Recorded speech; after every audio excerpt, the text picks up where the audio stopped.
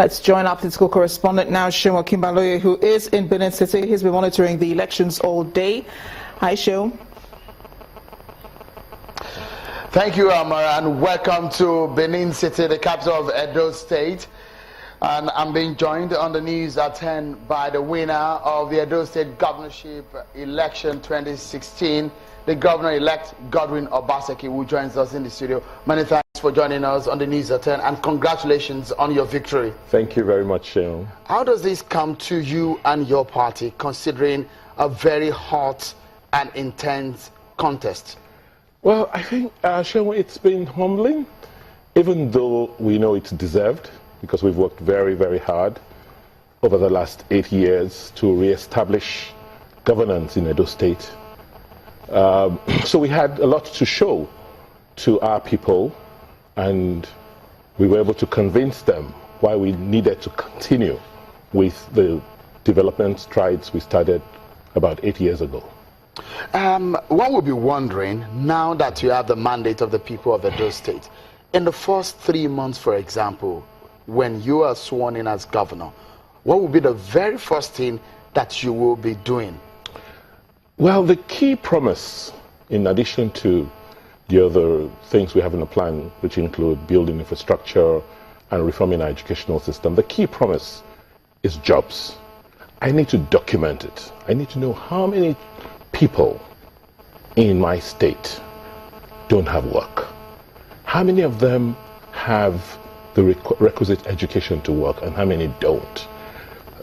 On that basis, I will then unfold and unveil the plans I have for the different segments, which will include very short-term vocational training, skill acquisitions, and other technical training we need to provide them.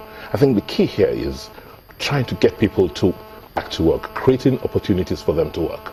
You've made several promises during the campaigns, just like the 200,000 jobs that you've promised. One would be wondering, considering the current economic crisis in the nation, how do you hope to generate funds to meet this kind of campaign promises? Well, interesting, my background is investment banking. And the money we need to create the jobs, the bulk of the jobs we require in Nigeria, exists in this country. I'll just give you a quick example.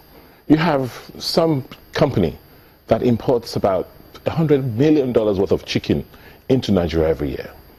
That company has $100 million stuck in the bank here because they don't have foreign exchange to take it out.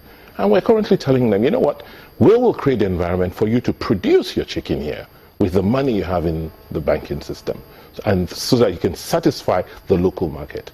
So it doesn't take rocket science if you have the experience and the knowledge to do this. So you have the capacity to be able to achieve, even with this current crisis? We do.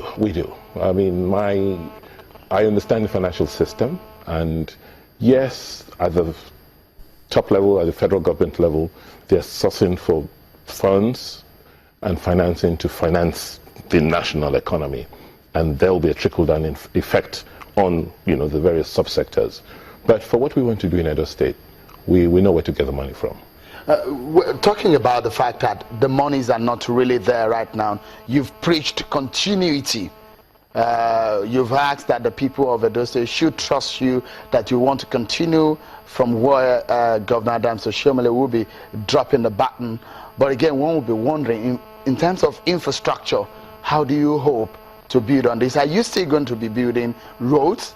And what areas are you going to be focusing? In which senatorial district are you going to be putting much of your energy into? Don't forget, we've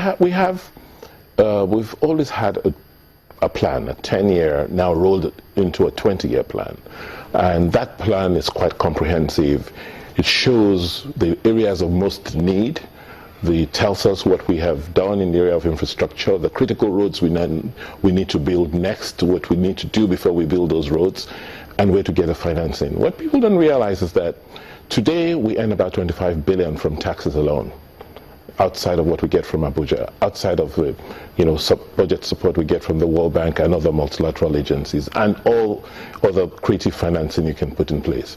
As long as you are efficient and you are honest about the way you spend public money, you will be able to find the money to do the critical things you need to do. It's about prioritization. And we wish you the best as you prepare to get into office in the coming days. Congratulations again, Mr. Godwin Obaseki. Thank you so much for coming on the News at 10. We've been speaking with the Governor-elect of Edo State, Godwin Obaseki. And it's back to you now, Amara, in Lagos. Thanks a lot, Shell.